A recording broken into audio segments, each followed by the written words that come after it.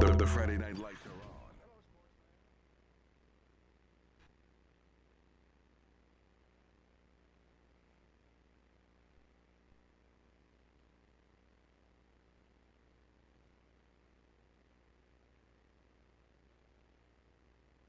Central Texas home for sports. It's Centex Sports Network and Infinity Sports. KWBT-FM, HD2 Waco, Temple, Killeen, Fort Cavazos. The new leader in sports in Central Texas is Centex Sports Network and Infinity Sports. Central Texas home for sports. It's Centex Sports Network and Infinity Sports.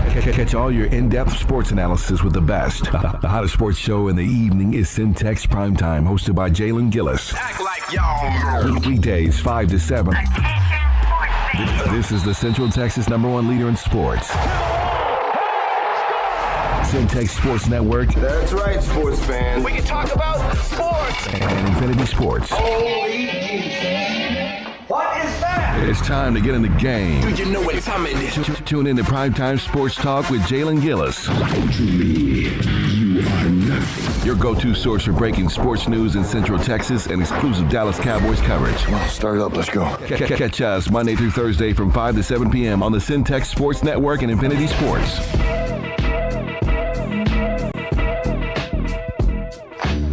Hello, what's going on, everybody? Welcome back to Centex Prime Time. I am your host, Jalen Gillis, getting ready to take you through the prime time topics in sports, not just in the Central Texas area, but from all around the nation. Want to thank everybody for listening in and watching with us today, whether you're watching with us on YouTube, Centex Sports Network / Centex Sports TV on YouTube.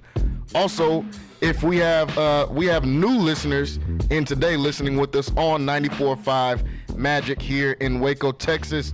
I want to thank you all for joining in with us today, and a little bit of a switch up from what you're used to hearing at your 5 o'clock hour with your usual radio programming. We're starting something new here on 94.5 Magic, and we're going to start putting this show, Centex Primetime, that's been on 94.5 HD, Infinity Sports Radio Central Texas, and on YouTube as well for a few months now, but switching it up a little bit, and we're going to join on to 94.5 Magic. So I want to thank all of you for listening in with me today, and as we move further throughout this week and weeks to come, here on Centex Primetime, we like to talk about the primetime topics in sports, whether that's in the Central Texas area, the greater Waco area, or whether that is sports all around the nation, NFL, NBA, MLB. We talk about a little bit of everything up here on the show. So, like I said, want to thank you guys for listening in. If you want to listen on Infinity Sports Radio Central Texas, you can download the app on your mobile device, Centex Sports 1 on your mobile device. You can download the app there, and you'll be able to listen to this content 5 to 7 p.m. weekdays right here on 94.5 Magic, on Infinity Sports Radio Central Texas, and also on YouTube if you go to Centex Sports Network. Well, folks, a lot to talk about today and a lot to talk about just this week in sports, as we have plenty going on. We've got the NFL is in full effect. This week, the college football playoffs, the first 12-team college football playoff starts this week. I believe on Friday is going to be the first game, Indiana versus Notre Dame. We've also got NBA in full effect. We've got college basketball. We'll talk about a little bit of all of that. And to start the show, I want to talk about some local sports news, and that being the La Vega Pirates. Now, some of you may have heard me on some of those streams, 94.5 Magic or 94.5 FM. Might have heard me on some of those streams talking some La Vega Pirate football, and your La Vega Pirates are headed to the state championship game. That game is at 11 o'clock at AT&T Stadium in Arlington, Texas, where they'll be taking on the Carthage Bulldogs. It's going to be a rematch game. La Vega's played Carthage multiple times in the playoffs. They've won some games. They've lost some. Most recently, they lost to them in state. I believe that was 2019 when they lost to Carthage in state. But this is a new team, new year, and this La Vega team is so resilient. I've had a pleasure being able to watch this La Vega team all year long, covering them here on 94.5 Magic all year, and got a chance to really just see this team up close and personal. And this is a team that fights back. This is a team that, at the beginning of the year, they drop some games. They play a super tough pre-district schedule. So they drop some games at the beginning of the year.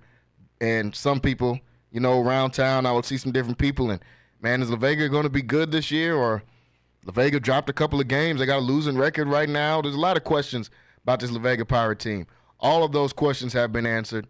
They've been playing phenomenal since district has started. They haven't lost a game. The last loss was in September. Haven't lost a game since September. This team has fought back. This team has grown together. And now they fought their way all the way to the state championship game. Got a chance to go to Georgetown, Texas last week and call that game when they played against a really tough Wimberley team. And the Vega came out and they struck right away. And they never gave the lead up. They came out, Wimberley got a 7-0 lead early. They got a really good quarterback there, Cody Stover, who had over 4,000 yards of total offense this year, close to 50 touchdowns. The dude can really play. And they came out, got a 7-0 lead on La Vega early. After that, La Vega scored 28 straight points before Wimberley came back to score again. This offense was humming from the start. As soon as they got the football, led by the 4-year letterman, Bryson Rowland, who's been playing phenomenal football, not only this year, but his whole career there at La Vega. I mean, he's been starting since he was a freshman. This guy's put a lot of work in at La Vega and just continue to do that in their game on their game last Friday. Then they've got a top-notch receiver, top-notch prospect in Jabari Thornton on the outside, who was just unguardable at the beginning of that game. Completely unguardable. Nothing anybody on Wimberley could do with them. We talked with some of the radio guys, the play-by-play guys of Wimberley before the game, and telling us, oh, yeah, we got some good corners that play both ways. We typically play a lot of man. I'm going to tell you now, folks, for those of you that didn't get a chance to listen to the game or watch the game, that didn't work at all. They tried to put Jabari Thornton in one-on-one coverage, and he torched him. I mean, just like that. He torched him for the entire game pretty much until they eventually started trying to put some safety help over the top, but there wasn't anything they could do with him. He was out there playing like he was unguardable. He had 5 catches, 147 yards, and 2 touchdowns. I mean, he was making it look easy out there. Then last but definitely not least, the young gun in what I call him, Courtney Parr at quarterback. 10 for 14, 263 yards in that game. Threw for 3 touchdowns. Now, there was a lot of questions around Courtney Parr, not by anybody that comes on this show, because we're obviously huge fans of him like myself. But some people were thinking, oh, man, he's a sophomore. Is he too young for this moment?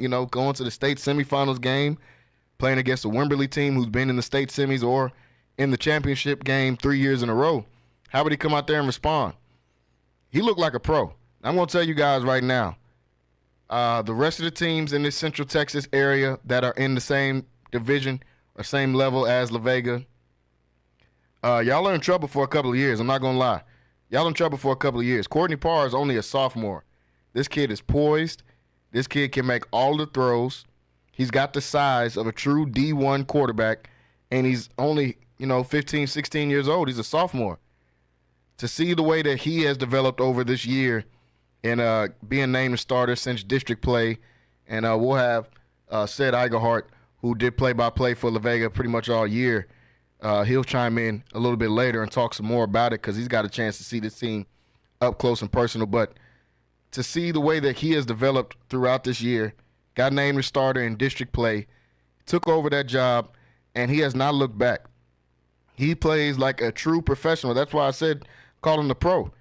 He's poised out there. He doesn't play like a first-time star. He doesn't play like a sophomore quarterback playing on varsity. He plays like a senior that's been here before, made all of the throws in that game versus Wimberley. They were unstoppable. They won that game 62-35 for a reason. That offense could not be stopped.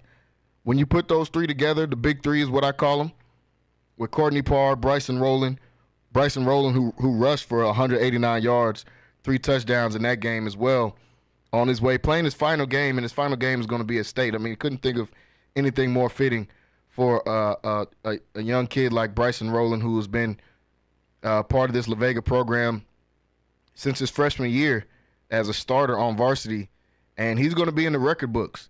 He's got a chance to cement himself in the record books. He's already there, but he's got a chance to cement himself in those record books by closing it out with a state championship ring. We know La Vega is a storied program. They win all the time. They've put up, this will be their fourth trip to the state game, I believe, in the last decade. So this is a team that expects winning. Coach Don Hyde does a phenomenal job out there with those kids, and this is a team that expects to win. They go into these games expecting to win. They were kind of the underdog against Wimberley coming into the game, at least in some talking circles. They had Wimberley winning this game. But this La Vega team is battle-tested. Those games that they lost at the beginning of the year when they played that tough non-district schedule, there's a reason they did that. Coach Hyde was getting these kids ready and was getting this team prepared to be able to play some tough games later on in the year. And now look where they're at, all the way in the state game. So hats off to that La Vega coaching staff, and hats off to those kids, man. They fought back through adversity this year. Like I said, lost some games early in the year. Some people might have thought that maybe this is a down year for La Vega. Maybe this will just be a year. Maybe they get to the playoffs. No, they come out in district, in one of the toughest districts, District 12 and 4A Division II, one of the toughest districts in the state. When you think about teams like Robinson that was ranked top 10 multiple times this season. You think about a China Spring, a Conley team full of athletes on that team. This is a tough schedule. Gatesville, who went 3 rounds into the playoffs, that kind of caught a lot of people by surprise. That Gatesville team was good. La Vega handled all of these teams throughout this season, undefeated in district, haven't lost since September. Now they're on their way to AT&T Stadium with a chance to close that game out. That game's going to be at 11 o'clock. Pre-game show will start a little bit early. Will be at 10:30. So if you're not able to catch the game, you're not able to go out to Jerry World, a.k.a. AT&T Stadium in Arlington, Texas, you'll be able to listen right here on 94.5 Magic, as well as myself will be on there. Rocky Miller will be there as well. Roy Gillis will be there. And we'll talk about this game. We'll take you guys through this game. Can't wait to be able to see this game against a Carthage team that we all know about Carthage. They're a storied program. They win championships. This is what they do. Carthage is one of the best football programs in the state of Texas. So this La Vega team knows what they're going up against. This coaching staff is familiar with Carthage and their coaching staff. So they're going to be ready, and we're going to be ready. Can't wait to be able to watch this game. We'll talk a little bit more about it. Like I said, later on in the show, we'll have Sid Igerhart, who did play-by-play for La Vega all year, will call in and talk to us a little bit more about that La Vega Pirates team. So can't wait to watch that game. That is at 11 o'clock, once again, right here on 94.5 Magic, where you'll be able to hear that. Staying with some other local sports, folks, MCC basketball. Here on Centex Sports Network, we cover all of MCC's basketball, whether that's the men or the women's. All the games you can watch right on YouTube, Centex Sports TV, Centex Sports Network on YouTube. If you go over there, make sure you guys hit that subscribe button and click the bell so you can see when we go notified for. You can get notified when we go live for MCC games, when we go live on Centex Primetime. You'll be able to catch all of that action. So make sure you guys go over there and hit that subscribe button. But if you want to watch their games, all of their games are on YouTube. You'll be able to watch them right there or on our website, CentexSportsNetwork.com. The women's team, led by Coach Candace Thomas, who just was recently inducted into the Prairie View Hall of Fame, is doing a phenomenal job of coaching this team. They are number 10 in the nation. They're undefeated. Last year, in her first year as head coach, she won one conference, had a great record, went undefeated at home, and still in her 10-year right now, in her second year, have yet to lose at home. This team is 10-0, undefeated on the season, ranked number 10 in the nation, led by sophomore guard Jalea Ingram, who does a phenomenal job of not only her play but leading that team as well. They've got a lot of good kids on that team, so make sure you guys get a chance to watch some of their games. They're going to start back play at the end of this month. Like I said, all of their games will be right on Centex Sports Network, or you can go watch in person at the Highlands. Go on down to MCC to the Highlands. You'll be able to watch them in person. The men's team has played phenomenal this year as well, led by Coach Kevin Gill, who just got his own day here in Waco. Now, folks, we got to big up the people from Waco that do big things here in the Waco area and that are from Waco. This is a La Vega product. We were just talking about La Vega in the state championship. Coach Gill is a La Vega Pirates product. He just got his own day in the city. Waco Mayor Jim Holmes proclaimed December 3rd, 2024 as Coach Kevin Gill Day in the city of Waco in honor of Coach Gill's 700 career wins. Coach Gill was recognized Tuesday evening at the city council meeting and was proclaimed Kevin Gill Day December 3rd.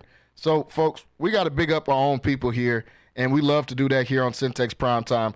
Coach Gill is a friend of the show. We're definitely going to try to get him on so we can talk more about that as well. But he's a friend of the show. We got a chance to talk to him. We've got a couple of interviews up on our YouTube if you guys want to check that out. But he's done a phenomenal job with this MCC program. 700 wins is a phenomenal job. He's been the head coach there at MCC since 2002. Year in and year out, these guys win conference championship. Magic 94.5, 94.5 The Beat Here's what you missed. Act like you know. No, I'm telling y'all. is home of the Ricky Smiley Morning Show. Speaking of food, last one real quick. If you're a man and you're in the produce section buying cucumbers, you just got to grab it and throw it in the bag. Don't be sitting there examining and rubbing it. And Start back on the 28th, I believe. The 28th, that game will be at home. So if you don't want to watch on Centex Sports Network, come on out to the Highlands and come watch them in person and come support. Doing a phenomenal job out there at MCC once again. Been there since 2002. Looking to win another conference championship once again and make an appearance into the national tournament as he's done many times before. So, folks, we talked a little bit of La Vega football. We talked about some MCC. I want to go over to a team that is considered local because we are the flagship station for them here on 94.5 Magic. The Dallas Cowboys, as they come out with another win, now 3-2 under the leadership, I guess you could say, of Cooper Rush. Now, for all the people out here that are Cooper Rush fans, and man, we seem to win games when we got Cooper Rush in instead of Dak. Okay, let's hold our horses. Let's hold up a little bit. They're playing the easier part of their schedule without Dak. And I'm not a Cowboys fan. For those that are new here on the show, not a Cowboys fan. But we are the flagship station here on 94.5 Magic for the Dallas Cowboys here in the Central Texas area. And as all of you know, if you live in Texas, there is no way to avoid watching the Cowboys at some point. But Dallas Cowboys moved to 6-8 after they come out with a victory over the Carolina Panthers, 30-14 in this game. Cooper Rush, 18 for 29, 214 yards. 3 touchdowns, 0 interceptions. One of his better games as a Dallas Cowboy. Here's the biggest part of all this. Rico Dowdell. Now, this is a guy that I'm sure all of you Cowboys fans were upset with at some point in the season because Dallas, let's be honest, didn't have any running game. Cowboys had no running game, not only this season, but last season either. But over these last few weeks, Rico Dowdell has showed up in a huge way for the Dallas Cowboys. And he rushed them to a win yesterday. Since they got their win and kind of started their winning streak, I guess you could say, against the Commanders, 34-26 on November 24th, he had 19 carries, 86 yards in that game. The Giants game, when they won on Thanksgiving, 22 carries, 112 yards, and a touchdown. Last week in a loss to Cincinnati, a close loss on Monday Night Football, 18 carries, 131 yards. Now, yesterday, as they beat the Carolina Panthers, 25 carries and 149 yards. Got to give up some big ups to Rico Dowdell because he definitely got the criticism when we felt like the Cowboys were losing. He definitely got a lot of criticism. Since then, he stepped his play up, and he's been playing phenomenal. Cowboys had 211 rushing yards yesterday, the most they've had all season, and the most they've had, I think, in the last 2 seasons. Since they had Tony Pollard had a pretty good game, I think in the beginning of the year last year.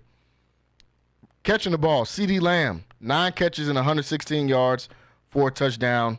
Jalen Brooks also caught a touchdown. Really good touchdown, matter of fact, in the back of the end zone. I know y'all seen that play because y'all were watching the Cowboys. But CeeDee Lamb has gone out here this year, and he's earned his money. The Cowboys have not played up to par, I guess you...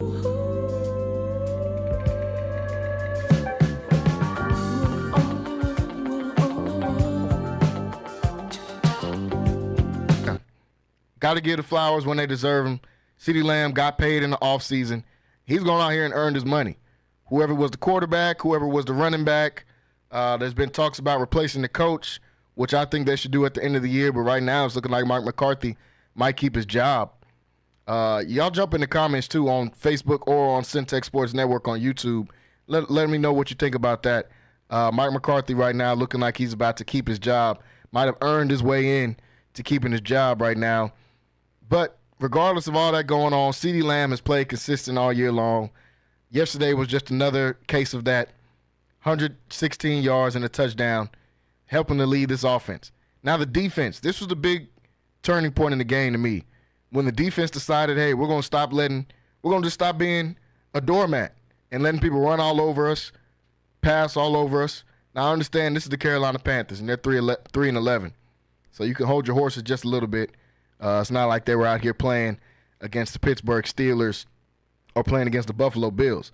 They were playing the Carolina Panthers, but got to take the wins when you can get them. Micah Parsons leading this defense. He's had a lot to say.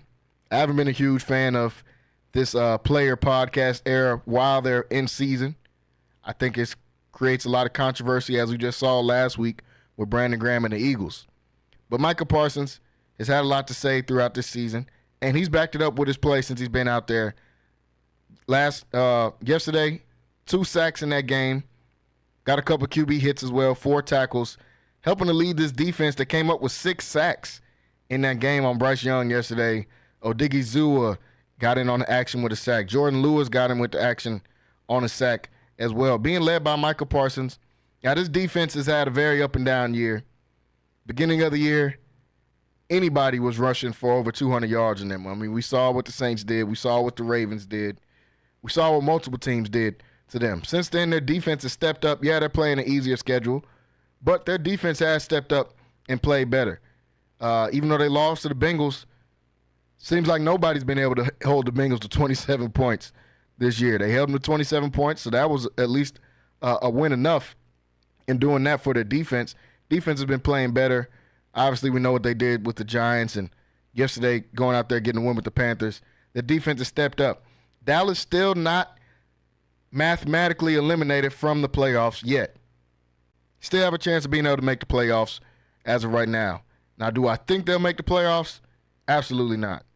I think the NFC wild card is kind of already sold up when you look at the Commanders, who have a lead on them, even though they did beat the Commanders. Commanders got a good win yesterday, 20-19 over the Saints. That's going to end up playing out to be big as they get throughout the season. So I don't think they'll make the playoffs, but right now they're not eliminated. They're 6-8, third place in the NFC East. I think the wild card spots are going to go to Minnesota, who's already earned a spot, the Green Bay Packers, who are playing great football, and the last one I think is going to go to the Washington Commanders. Right now they're 9-5. Dallas is 6-8. I don't see them catching the Commanders on that lead that they've built up, but still not eliminated, so they still have something to play for. And yesterday they went out there and proved it by going and winning another game. So what will the Dallas Cowboys do in these last few games? I'm not sure. I'm not sure what the Dallas Cowboys are. It's hard to gauge this team. For those of you that like to make bets and things like that, it's hard to gauge this team, what they're going to come out and do. What I do know is their easy games are over with. They only got 3 games left in the season. They're taking on the Buccaneers, who just got a really good victory over the Chargers yesterday. They're taking on the Philadelphia Eagles at Philly.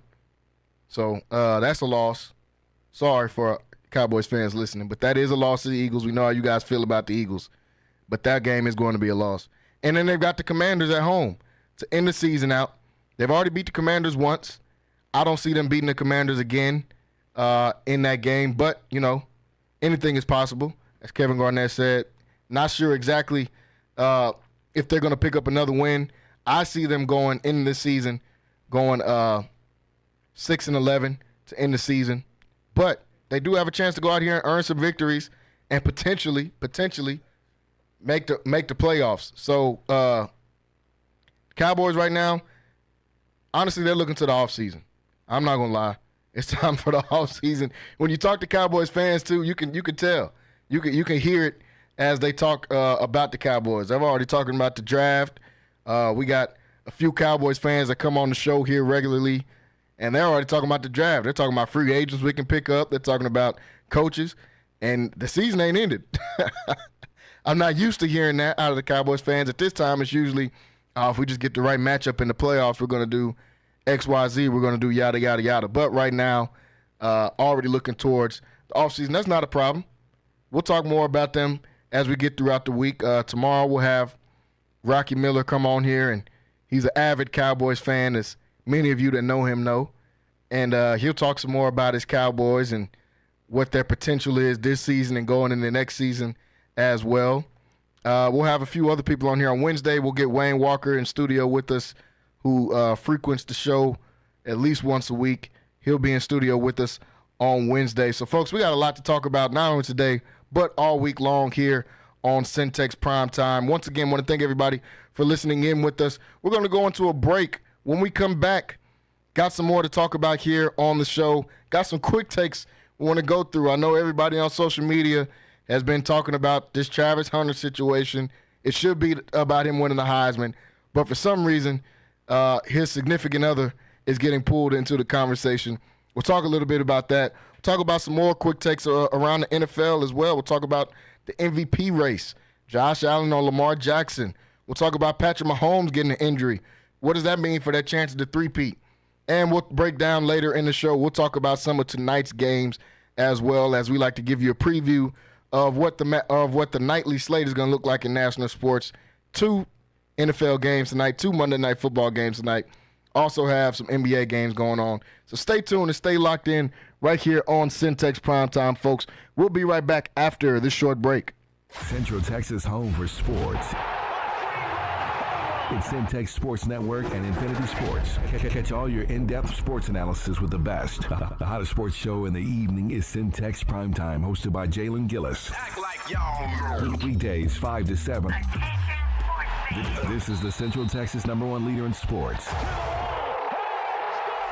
Centex Sports Network. That's right, sports fans. We can talk about sports. And Infinity Sports. Lighthouse Streaming, a full-scale media agency and your go-to source for all things audio and video.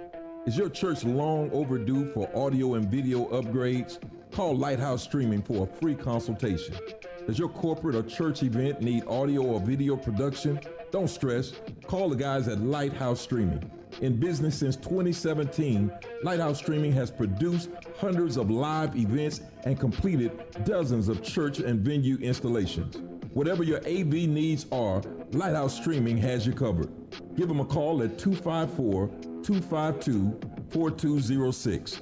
That's 254-252-4206. Or go to lighthousestreaming.com and set up your free consultation.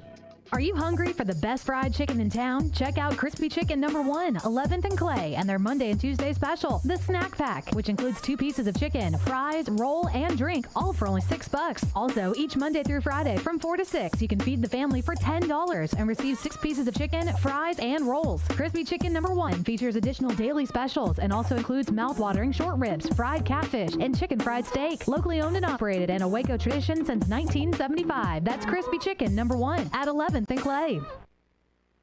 NSJ Event Co., one of the premier event designers in Central Texas and a Centex Sports Network supporter. Voted Waco Awards Event Planner of the Year 2021, NSJ Event Co. is your go-to source for event planning. Whether it's your next baby shower, birthday bash, wedding, or retirement party, NSJ Event Co. will bring out the elegance, class, and style your event deserves. Call NSJ Event Co. at the number on the screen or scan the QR code to schedule a free consultation. NSJ Event Co., where the party lady takes care of all your event needs. Are you looking for something new and unforgettable in Waco? Come to the Blazing Asian, where authentic Cambodian flavors meet creative culinary flair. Voted People's Choice as Waco's #1 Asian restaurant since 2019 by both the Wacoan Magazine and the Waco Tribune Herald. Located inside the popular Union Hall on 8th and Franklin, we're serving up family recipes with a twist. Blazing Asian egg rolls are rolled fresh daily, and their sauces or marinades are made in-house with love. Stop by today. Located inside the popular Union Hall on 8th and Franklin. And for Baylor students, enjoy 10% off with your student ID.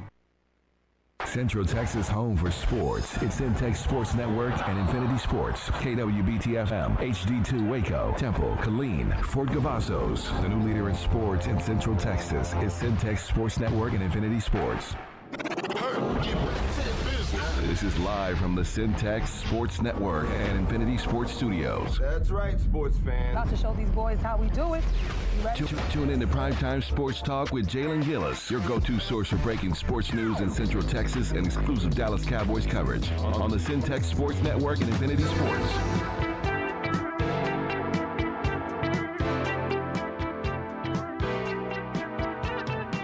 What is going on, everybody? Welcome back into Centex Prime Time here on 94.5 Magic, Infinity Sports Radio, Central Texas, and also on Centex Sports Network. Happy Monday to everybody out there. For those of you just now joining in with me, want to welcome you into Centex Prime Time, hosted by myself, Jalen Gillis, as we take you through the prime time topics in sports in Central Texas and from all around the nation. You just heard some of the wonderful sounds of Mr. Frankie Beverly and Mays. Rest in peace to him. As here on this Monday, just got done talking about some Vega Pirate football. Just got done talking about some MCC basketball as well. And just got done talking about your Dallas Cowboys. I know majority of you guys listening with us today are Dallas Cowboys fans. That's why I say you're Dallas Cowboys. Some of y'all call them America's team. I'm not going to take it that far. I'll just say y'all's Dallas Cowboys as they got a win yesterday over the Carolina Panthers and improved to 6-8 on the season. Want to jump into a couple of quick takes, some topics from around social media, and one of them is to start, congratulations to Travis Hunter for winning the Heisman Trophy, the first player to win it going both ways like that, receiver and DB, since Charles Woodson, but he's one of a kind. There's nobody really you can compare Travis Hunter to. Somebody that I've been advocating all year long on this show that should win the Heisman. I'm glad that he went out there and did it. I know some of y'all felt Ashton Jeanty should have won. He rushed for over 2,000 yards. He had, almost 30 touchdowns on the season, averaging almost 200 yards a game. Yeah, that's all cool. He played for Boise State, y'all. Come on now. Let's not take it out of proportion. He was playing for Boise State. Travis Hunter is playing at a Power 4 school, playing on both sides of the football, playing 100-plus snaps a game. It's absolutely ridiculous. For all of you football players currently or formerly, y'all know how crazy that is to do, especially doing it at a high level, playing at a Power 4 school like Colorado. You're playing against some of the top talent in the nation as opposed to at Boise State. Yeah, you're playing collegiate football. I'm not taking that away. And what he's doing is absolutely phenomenal. The stats he's putting up is honestly ridiculous, the stats that he's put up this year. Now, for those of you that said we've never seen anything like this before, I disagree. I think we have seen this before. I'd like to go back to Melvin Gordon at Wisconsin. I'd like to go back to Derrick Henry, who was playing in the SEC. No, he didn't have the same stats, but come on, he's playing in the SEC. And then obviously the greatest of all time, and Barry Sanders, who was doing this playing against Oklahoma and Nebraska when Oklahoma and Nebraska were winning championships. This is what he was doing against them. Now, Ashton Jeanty, his stats are incredible. Like I said, to be able to rush for over 2,400 yards is an insane stat. But he is doing it playing against Wyoming. He is doing it playing against Nevada, San Diego State, San Jose State. Now, does that mean that it's not a phenomenal season? No. Just means he didn't have a better season than Travis Hunter, in my opinion. And obviously in the committee's opinion, because Travis just won the Heisman. Well-deserved Heisman for Travis Hunter. I definitely think he should have won it. Like I said, I've been advocating for him all year long. I thought they should have dropped the trophy off. I've got a clip that I'll post later of me in September saying, hey, just go ahead and drop the Heisman trophy off at Travis Hunter's house. Drop it off in Boulder, Colorado, because that race should be wrapped up. Glad to see that he actually went out there and won it. Now, he seems to be in the headlines because of, you know, how y'all do on Instagram and Shade Room and Facebook and just all these videos talking about his girlfriend or now his fiance as they actually plan to get married, I believe, in May of next year. talking about, she didn't even stand up to support him when he won the Heisman. Deion had to say something to him. We've seen the video now with her complaining while he was taking pictures with some fans. Now, I stay out of people's personal relationships. That's not the business I'm in, and I like to keep it sports. But I know it's a hot topic for everybody out there. What do y'all think? Let me know what you think. Go over to YouTube and on Centex Sports TV. Jump in the chat on there. Let us know, what do y'all think about this Travis Hunter situation and his fiance now? I don't want to keep saying girlfriend. His now fiance. Or you can send a text. As you see, if you're watching on YouTube, you see the number 1-800-215-0598. Send a text and let us know, what do you think about this whole Travis Hunter situation? We'll open up the phone lines a little bit later in the show so you can call and let us know. But if you want to send something in now, send a text, 1-800-215-0598. Let us know, what are you thinking about this Travis situation? That people have said, oh man, he need to get him another girlfriend. He's too young to have to deal with this already. She's complaining about this, complaining about that. Now, I'm not a fan of him already going into this situation with a significant other, which isn't a bad thing. It's just, I wonder how well do you know this person. But like I said, I don't get into people's personal situations. I just think it's funny that that's been the main topic of conversation, even though this dude just won a Heisman and like 5 or 6 other awards, won the Belenikoff Award, won a couple defensive players, the Chuck Bednarik Award, I think he won that as well. Didn't get the Thorpe Award, but still brought home many other awards, and it is well-deserving. But somehow the topic for everybody is, what should he be doing with his significant other, or what should she be doing? How should she be acting? So y'all let me know what y'all think. Y'all, like I said, y'all can jump in the chat on Facebook or YouTube, Centex Sports Network, or you can text 1-800-215-0598. Let me know what you're thinking, man. Are they tripping? People online tripping? Or what should they be doing? Y'all let us know on there. Staying with some other quick takes and news. Patrick Mahomes sprained his ankle in a win yesterday against the Cleveland Browns. Went out there, played another good game. Chiefs win again, and he gets hurt in their game. Now, what should they do going forward with Patrick Mahomes? That is the question. They're already with a great record. They're close to clinching home field throughout the playoffs. Get a win 21-7 against the Cleveland Browns. Now, for those of you that are new to the show, I said at the beginning of the year, I don't think the Chiefs are three-peating. I don't see them going out here and winning another championship 3 times in a row. I think that attrition just eventually kicks in and that they won't be able to push past that. And I'm not saying they aren't going to be good, because obviously that'd be a crazy take at 13-1. I just don't think they're going to win another Super Bowl, which isn't that crazy of a take. But they're 13-1. Mahomes now with an injury. I say, hey, man, let's sit this guy down. You're 13-1. What are you playing for? What are you putting him out there for home field? I mean, is that important to get home field? They've won it before without having home field advantage. And it's not like you're going to go out there and just lose all of these games. Now, I'm also hoping that they sit him because their next game is against my Houston Texans. So I'm also hoping they sit him for that reason. And the Texans can pick up another much-needed win, even though Houston just clinched their division. We'll talk about them in just a second. But they got a tough schedule to end it out. The Texans, who got one of the best defenses in the league. Steelers on Christmas Day, on Wednesday. So they got a short week. And they'll play the Pittsburgh Steelers on Christmas at 12 o'clock. Another top defense in the league. And the Denver Broncos to end their season out. Another top defense in the league. I say, hey, man, if you're really trying to go out here and win a 3rd consecutive Super Bowl, do something that no one's ever done in the Super Bowl era, which is three-peat, you got to sit this dude down. We've seen him on the sidelines arguing. He doesn't want to come out of games. I understand that he's a competitor, and he wouldn't be as good as he is right now if he didn't have that type of competitive spirit. But, man, you got to sit this guy down. You got to save him from himself. We're looking big picture. We're trying to win a championship. We're trying to do something that's never been done. And with him having a high ankle sprain, you don't get better throughout the season when you have an injury.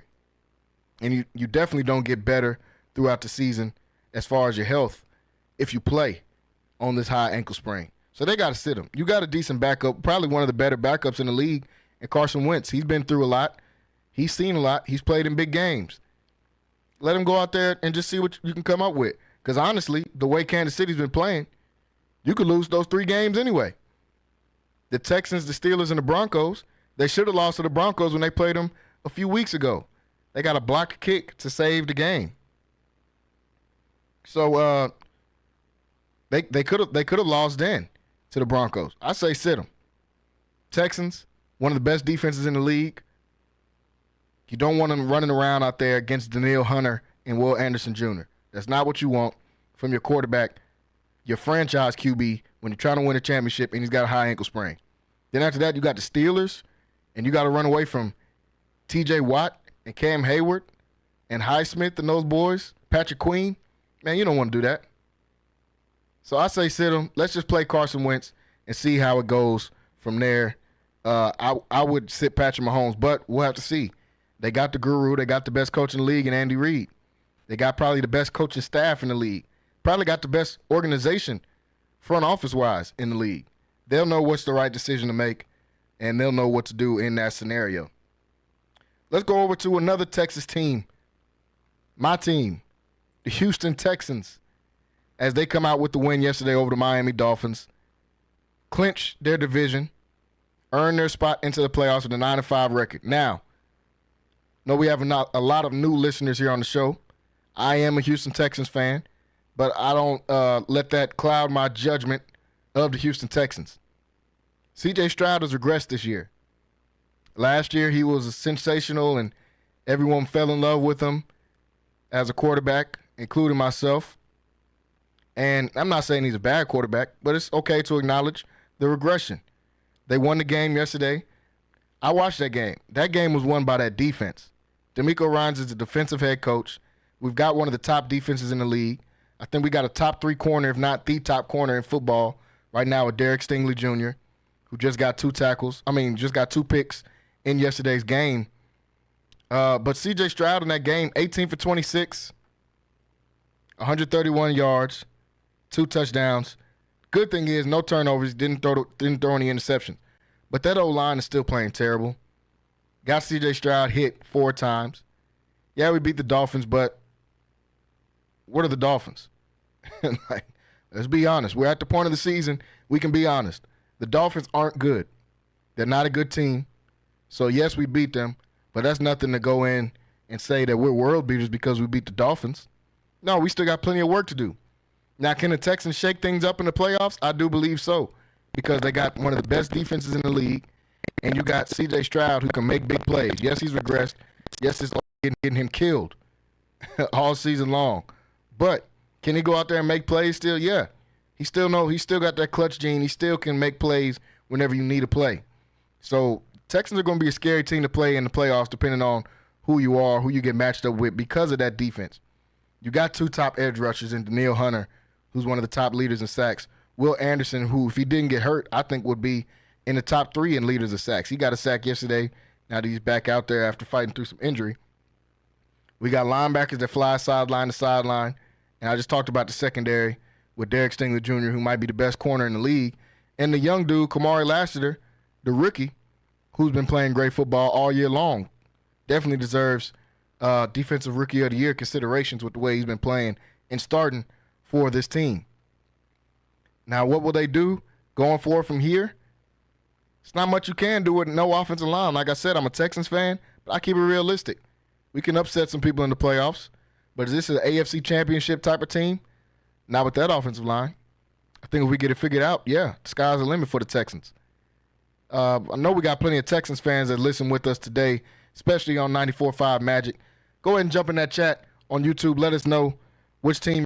Central Texas home for sports. It's Centex Sports Network and Infinity Sports. Catch all your in-depth sports analysis with the best. The hottest sports show in the evening is Centex Primetime, hosted by Jalen, Gillis. Work everywhere. You can find some Cowboys fans just about anywhere. But for us few Texans fans, let me know who you're representing in the comments. Go over to YouTube, Centex Sports TV, jump in the comments. Or you can go on Facebook, Centex Sports Network. Jump in those comments and let us know that you are a Texans fan. Well, folks, before we go on the break, want to look at a couple more of these games from yesterday's slate. One of them being the most exciting game yesterday, the Buffalo Bills versus the Detroit Lions. The Buffalo Bills are looking like a real Super Bowl contender. Now, every week on the show, I do my NFL top 5 list of my top 5 teams in the league. I do it whenever Wayne Walker is in studio with us. Waco ISD Hall of Famer Wayne Walker, former Texas Tech alumni, and former San Diego Chargers back when they were San Diego and Minnesota Viking. We get on here and we talk about these top 5 lists. I've had Buffalo on my top 5, but they got to move a little bit higher, even though we picked them to win this game. For those of you that don't already, you can follow my Instagram at Jalen Gillis on Instagram. I got a video of me doing a few predictions, and that's something we like to do week in and week out. And at the end of this show, I'll give out some of my predictions on the games for tonight.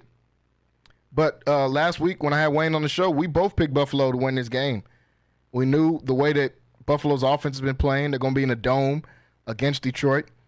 And we knew that Detroit's defense is just terrible, honestly. It's just not good. Detroit Lions are in a tough situation because they've got one of the best offenses in the league, and they're a real Super Bowl contender.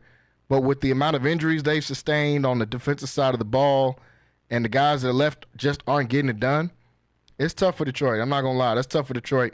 I think Philly's probably going to be the one to come out of that NFC now after looking at how they've looked. But Buffalo comes out with the win 48-42 against the Detroit Lions. Josh Allen just improving his MVP chances and consideration. Now, Lamar Jackson definitely made it hard yesterday for him to be able to win that MVP because Lamar Jackson went out yesterday against the Giants and played out of his mind. 5 touchdowns and only 4 incompletions. Great game for Lamar. But right now, the Buffalo Bills just have a better record than them. Even though Lamar smacked Buffalo at the beginning of the year, Buffalo's been playing great football. They're 11-3, knocking right on that number 1 seed in the AFC, right behind Kansas City. And Josh Allen is playing great. Yesterday, 23 for 34, 362 yards, 2 touchdowns passing. Also ran for 68 yards, had 2 touchdowns rushing. Last week in their win, he was the first player to last week in their loss, they lost to the Rams. He was the first player to rush for 3 touchdowns and pass for 3 touchdowns in the same game. This week he comes out, puts up 48 points on the Lions, one of the best teams in the league, even though their defense is bad. Puts up 48 points on them, throws for over 350-plus yards, and then rushes for another 68 yards and 2 touchdowns. Josh Allen is playing great. Can't take that away from him. I'm not a huge Buffalo Bills fan, but I enjoy watching good football. And right now, nobody in the league is really playing better football than Josh Allen. And he's doing it with what some people would consider a lack of weapons. When you think about them losing Stephon Diggs or trading him away, and then they bring in the young rookie Keon Coleman, who had a big catch yesterday, to try to replace him. That didn't work. Then they bring in a veteran like Amari Cooper to replace him. But Amari Cooper can't stay on the field. He's always hurt. And Josh Allen is still producing. Now, they do have a really good running back that I like, James Cook, who went for 105 yards yesterday and 2 touchdowns. And Todd Johnson's been playing great in that passing game. He had 114 yards receiving at the running back position. Their main target's really been Khalil Shakur, who had 39 yards and a touchdown yesterday. Also, Dalton Kincaid, who got 53 yards. But this team is led by Josh Allen. Their defense was supposed to be better than what they were. They gave up 42 points yesterday. They've battled a lot of injuries on the defensive side. Von Miller's been in and out of the lineup. They just got Matt Milano back. The secondary hasn't been good really at all this year. They're really led by the best player on their defense is Terrell Bernard, a former Baylor Bear. He's been their best player on defense, but their defense hasn't played up to par. It's really just being carried all on the back of Josh Allen. Now, looking at the Detroit Lions, this is a team that, in my NFL top 5 list that I talked about, a team that I put at number 1 for a few weeks in a row now. And I think this week that list is going to have to change up, not just because they lost to Buffalo, but because at some point the injuries just have to catch up to you. This team is just riddled with injuries. They had a young guy who I thought was going to be the best defensive player in football this year and was on his way to doing it, Aiden Hutchinson, who tore his MCL early in the year. So there's a chance of him coming back if they get to the playoffs. I mean, if they get to the Super Bowl. But at this point, with the way their defense is playing, I don't know if Detroit's getting that far. Jared Goff, he's got a lot of haters. Had a few debates about him on our show with Jared Goff and talking about Jared Goff in comparison to Dak Prescott. But Jared Goff, another good game yesterday. Threw the ball way too many times, but they had to. They were down big early. Went 38 for 59, 494 yards, 5 touchdowns, and no picks in that game yesterday. Jahmyr Gibbs, who I think is emerging to be a top 5 back in this league, especially now of the sad news of David Montgomery going to be out for the season-ending knee surgery that he had to get. But Jahmyr Gibbs, 8 carries, 31 yards and a touchdown. But in the passing game, 5 catches, 83 yards and a touchdown. He's been playing great. Amon-Ra, probably one of the most underrated receivers in the league. Amon-Ra St. Brown, 14 catches, 193 yards and a touchdown. Sam Laporta, 7 catches, 111 yards. And you see these stats. The stats are crazy, but they still came out with the loss because of their defense. Their defense is just not getting the job done. I think they got some playmakers on their defense like a Brian Branch or Kirby Joseph, but they're just not a good defensive unit together, and I think that's why Detroit is going to end up falling out of the playoffs because of their defense. They just can't guard anybody, unfortunately, because I think this is a Super Bowl team. I think this is a Super Bowl championship caliber team led by a really good coach in Dan Campbell, led by a pretty good quarterback in Jared Goff with plenty of weapons around him, but I just don't see this team beating anybody because of their defense once they get into the playoffs. Yeah, they'll get a win over somebody. Maybe they'll beat the Vikings or maybe they'll beat the Packers. But when it gets down to teams like the Philadelphia Eagles, I can't see Detroit beating them. They can't guard anybody. We just saw what Philly did yesterday, and we'll talk about Philly a little bit later in hour number 2. We'll have Sid Igahart call in, who's an avid Philadelphia Eagles fan, which you guys will figure out and just shortly as we'll get on here and talk some La Vega football, but we'll also talk about some Philadelphia Eagles football as well. But Buffalo comes out with the win 48-42 against the Detroit Lions.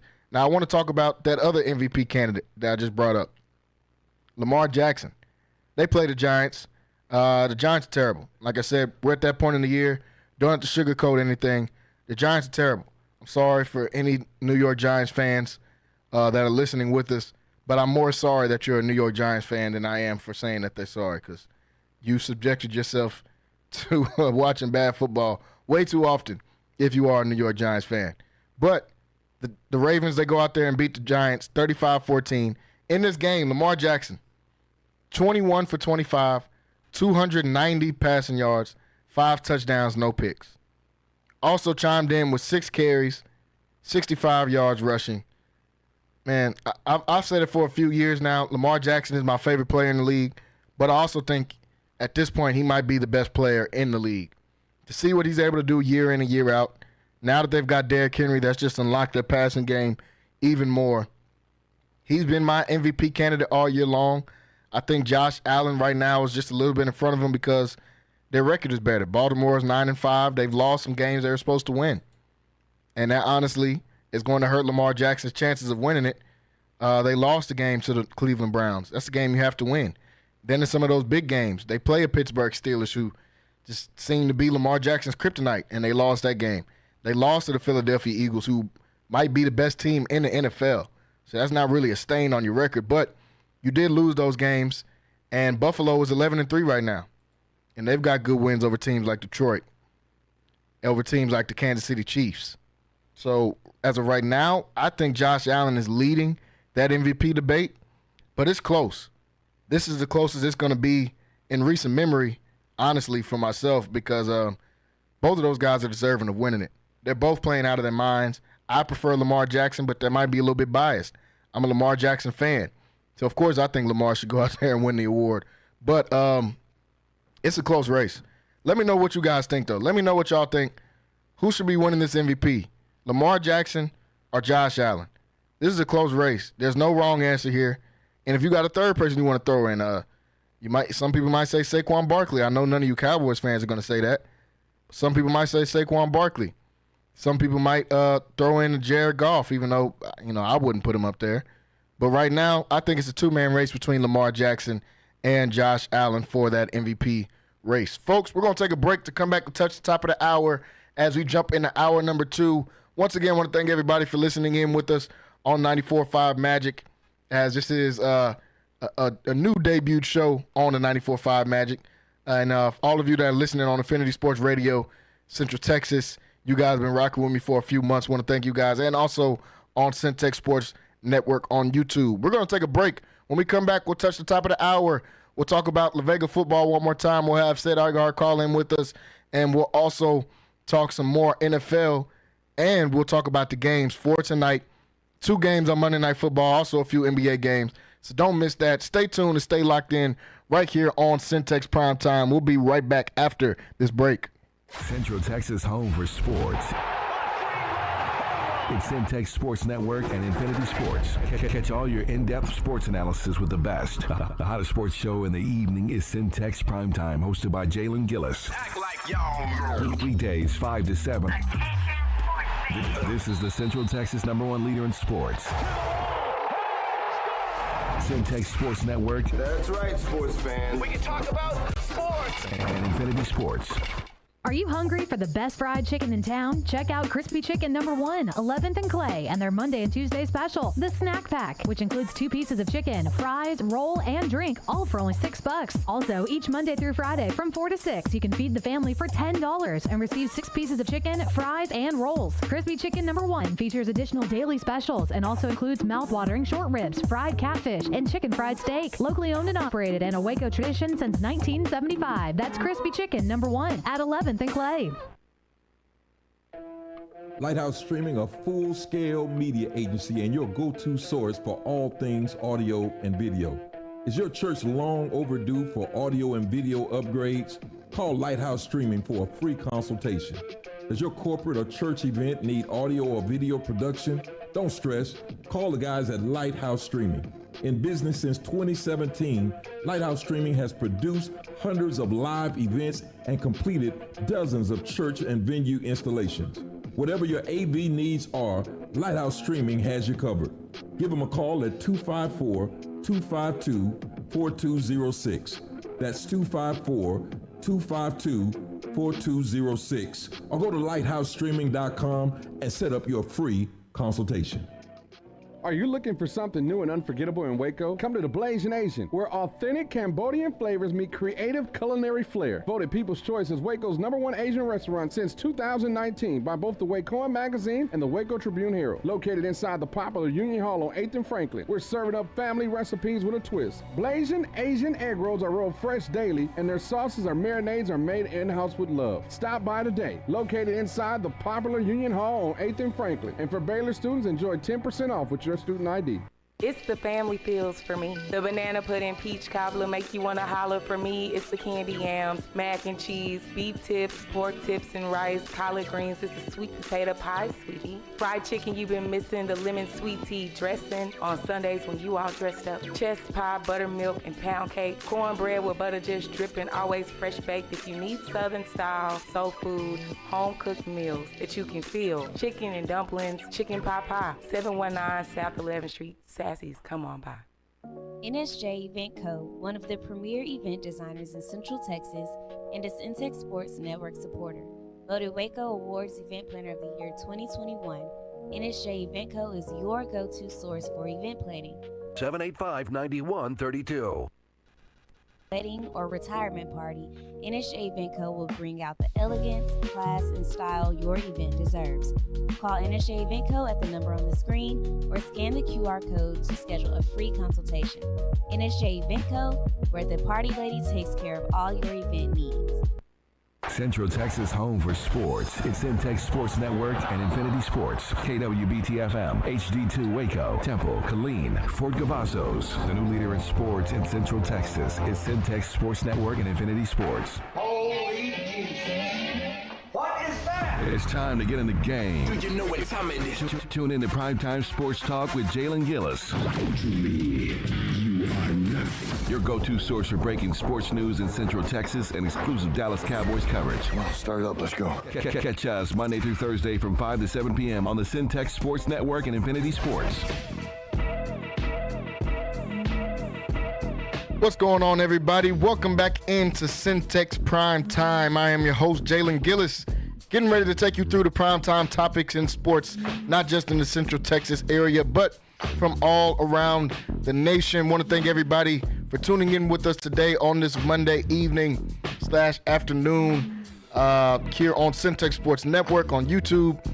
Also on Centex Magic 94.5, making the debut here on Centex Magic. So I want to thank you guys for listening in with us today. As always, if you're watching with us on YouTube, make sure you hit that subscribe button, Centex Sports TV on YouTube. And you can download the mobile app on your device, Centex Sports One, so you can listen to this content 5 to 7 p.m. weekdays right here on Centex Magic, on Infinity Sports Radio Central Texas, and on Centex Sports Network. Folks, in hour number one, just got done talking some MCC basketball, talked some NFL games. We talked about your Dallas Cowboys. Now we're going to talk some more La Vega football. Calling in with me right now, got the voice that you heard right here on Centex Magic, week in and week out, calling these La Vega Pirate games, Mr. Cedric Iglehart. Said, what's going on?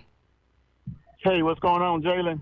Hey, nothing much. Just in here on another Monday, wrapping up some football, talking about some NFL and talking some college sports, and also talking some of high school football as we are at the state championship games.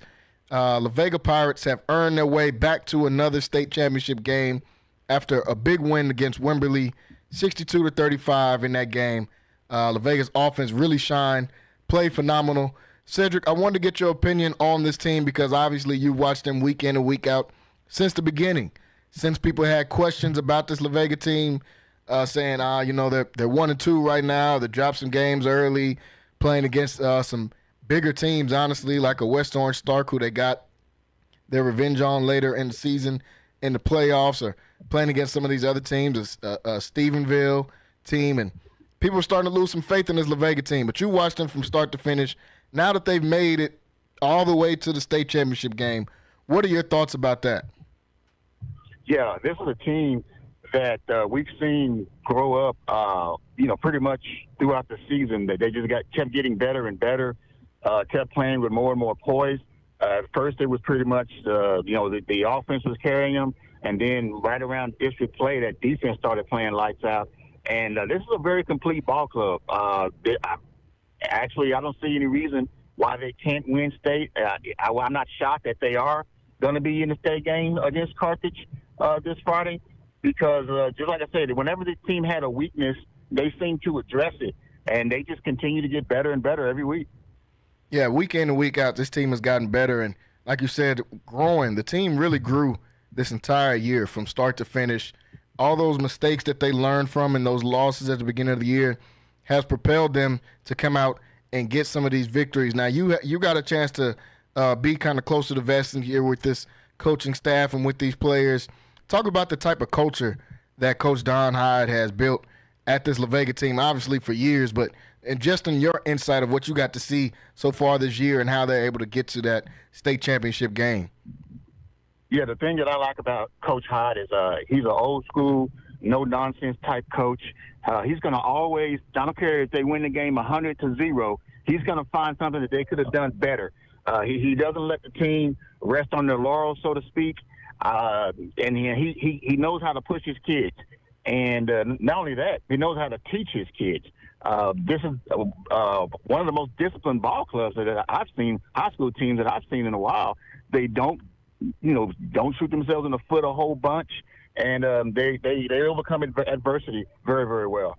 So, yeah, I've been really impressed with watching how Coach Hyde, applies his craft there, does his trade, because it's been a masterful job coaching with this team this year. No, he's definitely done a great job. And like you said, it doesn't matter if they're up 100-0. He's going to find a way to make some adjustments and some things they can tweak. They had a 14-point lead, I believe, going into the locker room against Wimberley. But they just, at the end of that half, they couldn't stop their quarterback, Cody Stover, who had been playing great that all year and in that game. Couldn't stop them on that QB power. They had 2 drives where they went down the field and scored exclusively off of just running QB power over and over and over. They come out there in that second half and try to run that QB power. Did not work for the rest of the game. And I was like, even though they're up 14 or 21 points going into that half, the offense has been playing great. The punter didn't even get seen for La Vega. The offense is playing so great. So he still found a way to go in there, tweak those adjustments, make those adjustments. He didn't go in and say, hey, guys, we're up 14 points. We're up 21 points, and the offense is playing great. He came in there and made those adjustments on the defensive side of the ball, shut down that QB power, and honestly shut down Wimberly for the rest of the game. So that just speaks to, like you said, the type of coach that he is, and a guy that's always willing to go in and make some adjustments. Now, in this game, I talked about it a little bit earlier, Bryson Rowland rushed for, I think, 189 yards in this. He's a senior. This will be his first chance at getting a crack at that state game since he's been starting as a freshman. What do you think about not only Bryson Rowland, but what he's been able to bring to this team with his leadership and with his veteran leadership, being a 4-year Letterman guy at La Vega? Yeah, and you hit it right on the head. It's his leadership, and you can see it. Based on what I saw this season, he's not a big rah-rah guy. He's not the guy on the sideline pounding you on your shoulder pads, let's go. But he speaks with his play. No matter what the score was, whenever he was in the game, he never hung his head. His body language just exudes confidence. And I think the kids feed off of that. Sophomore quarterback Courtney Parr, I think he may have benefited the most by playing with Bryson Rowland this year because he got a chance to they're on the field together at the same time. And so when you have a guy like that who's always positive, who's always giving 100% effort, that rubs off on you, and especially it rubs off on young teams because La Vega does have a handful of sophomores on this ball club. Yeah, they've got some sophomores that can play. When you think about guys like Caden Rowland, who's been making plays all year long, and like you said, the sophomores being led all by, the quarterback is just playing phenomenal. We've talked about this guy all year long. You got a chance to see him up close and personal all year long. Since that district game that he took over, I don't think this La Vega team has looked back. They haven't lost a game since September. Courtney Parr came in, took over at the quarterback spot, even though he's young, and he's played phenomenal. And even in the biggest game he's played of his young career, all game, or his young career all season, he goes out there against this Wimberly team and just lights it up. They couldn't stop him. He was looking poised in the pocket. He waited, and one of the main things we were looking at, and we talked about it on the broadcast on Friday, you can see him going through his progressions and seeing guys. He's looking at his 1 and saying, that's not there. Looking at his 2, and then finding his check down. That stuff you don't see at the high school level this early, especially from a young sophomore. Talk a little bit about Courtney Parr and what he's brought to this team, because there was a switch in the middle of the season, and since then they haven't looked off. They haven't looked back since he was able to take over that quarterback spot. Yeah, and because going into the season, it was up in the air. Was it going to be Courtney Parr? Was it going to be Javian Hernandez? And Javian Hernandez, when he's played, has played fairly well. Yeah. To his credit, but he's more of a running quarterback, and Parr is more of a pocket passer. Although he is mobile, he can move a little bit. But yeah, it's just earlier in the season, he just wasn't. I don't think he fully understood what he was looking at in terms of how to read a defense.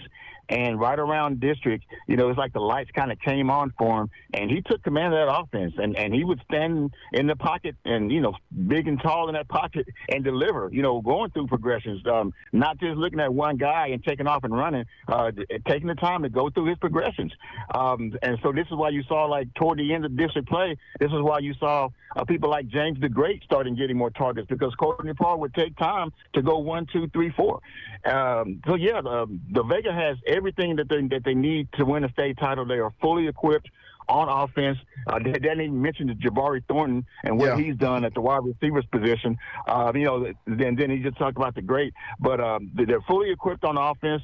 Their defense is playing lights out. You mentioned Caden Rowland, but there's also the defensive ends. J.C. Wiley, Warren Richardson Jr., these guys have been turning everything into the middle so Rowland can eat like that. The secondary has been playing great.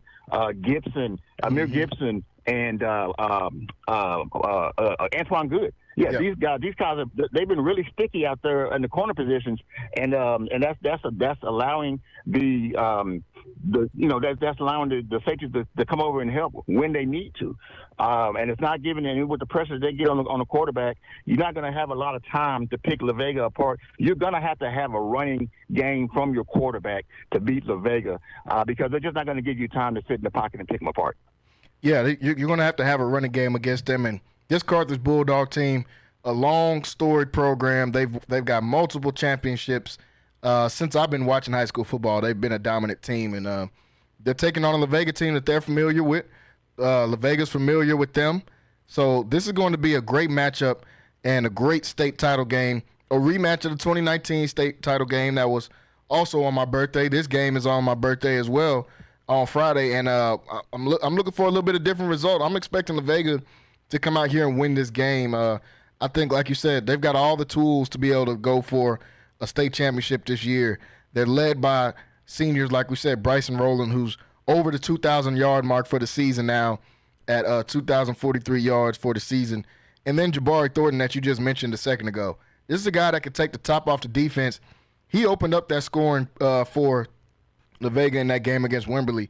They couldn't guard him. They tried to put him in man-to-man coverage, and I'm wondering, I'm like, are y'all not watching film? Like, what makes you put this guy in man-to-man coverage out of all the people that you faced? They were going, and they stayed with it for like the whole first half. They stayed with that man-to-man coverage against Jabari Thornton. This is a guy who's just recently picked up offers from Arkansas and from Ole Miss. I believe he's already got an offer from Baylor, from Oregon. So this is a top-notch recruit, and he proved it out there last Friday, and I'm expecting him to do the same against Carthage. What do you think La Vega's going to have to do to come out with the win? I know it's early in the week, and we'll talk more about this as we progress throughout the week.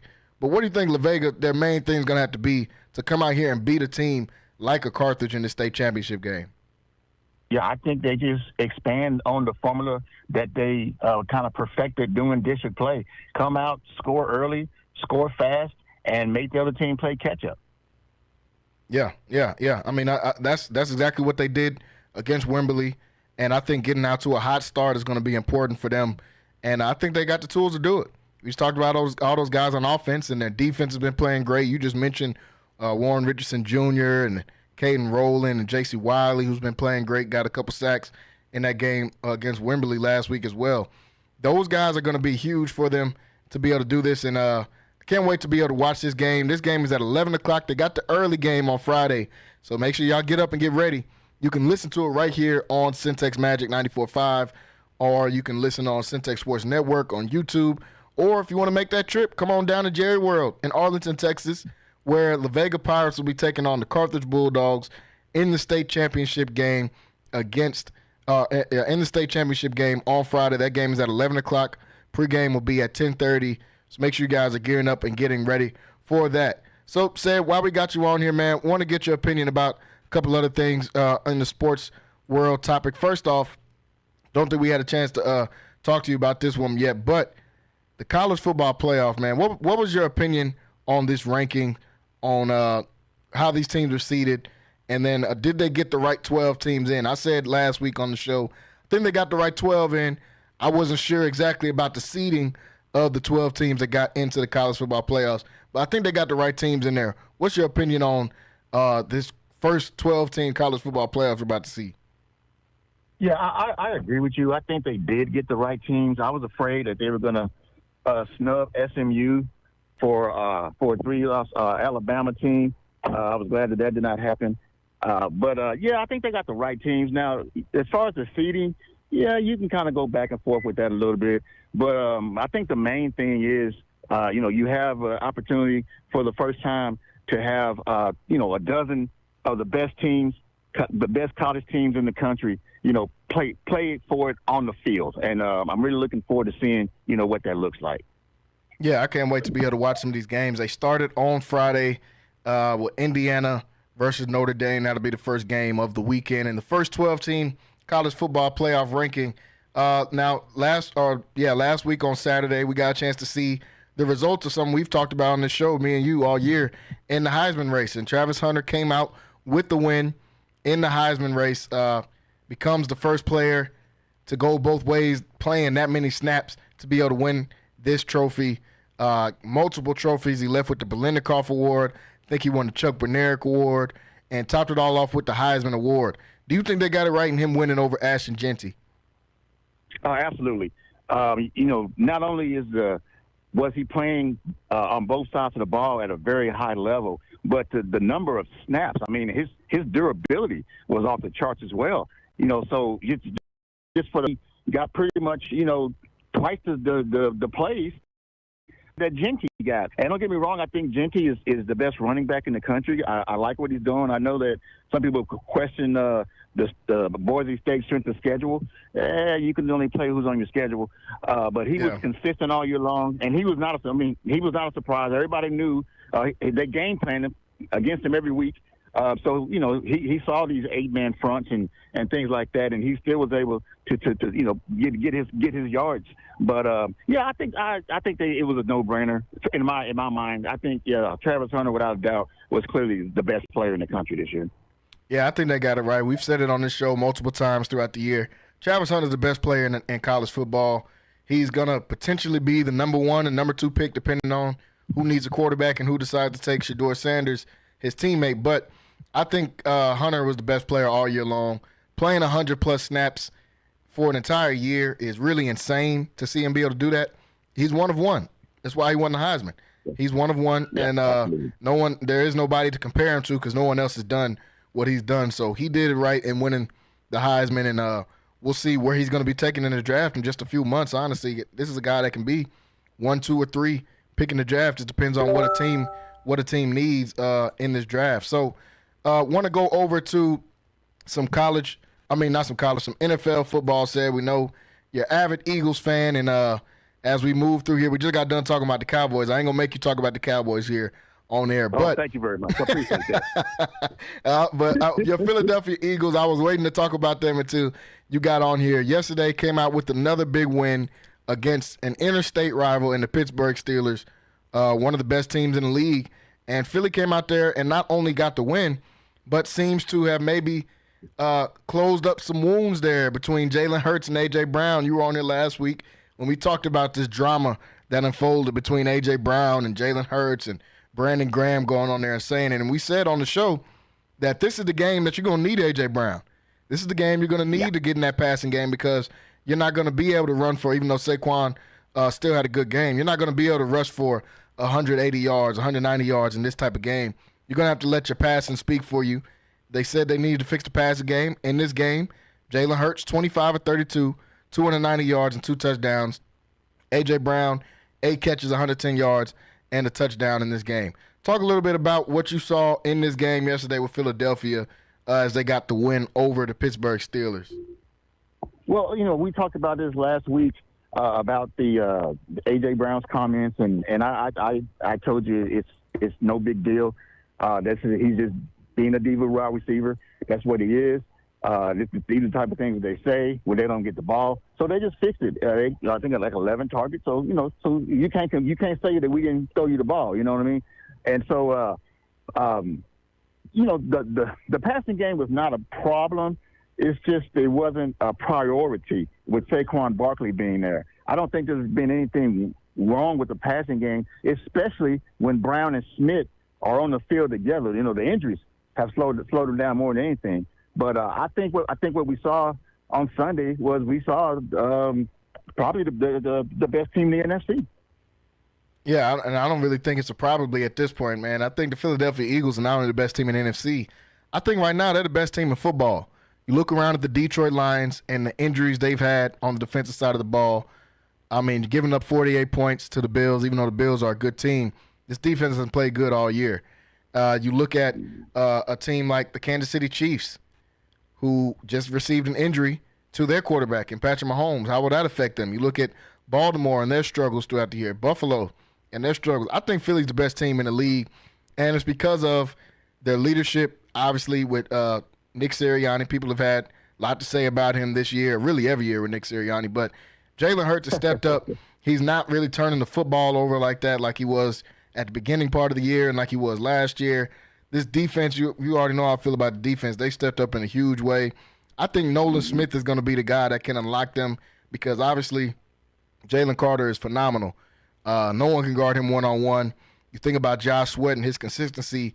If Nolan Smith can take that next step, I think this defense can get even better. And I feel like he's starting to do it now. He's at, 6 sacks on the year. He's been getting better throughout the year, week in, week out. Talk a little bit about this Philly defense, man, because I think right now that's what's leading them to victory. They held Pittsburgh to 13 points yesterday. Yeah, and a guy who you didn't mention who has really stepped up is the other Georgia guy, Nakobe Dean. Man. And even with we had a lot of injuries in the secondary this year. So, our rookie DBs, Quinion Mitchell and Cooper DeJean, they played more this year than the team probably had anticipated them doing so because of the injuries that the secondary has suffered. With Slay not being able to play consistently. I guess what I'm more impressed about is the fact that you got guys like Kelly Ringo, stepping up, in his spot coverage, Blankenship, so they've had a chance to develop some depth on this defense this year because of the injuries. And, because of the offense is kind of a ball control offense with Saquon Barkley, the defense, doesn't have to do a whole lot in order for them to come out of the game with a W. So I think the injuries that they suffered, it was kind of a blessing in disguise for them because it gave them a chance to play some guys who they probably wouldn't have otherwise have played.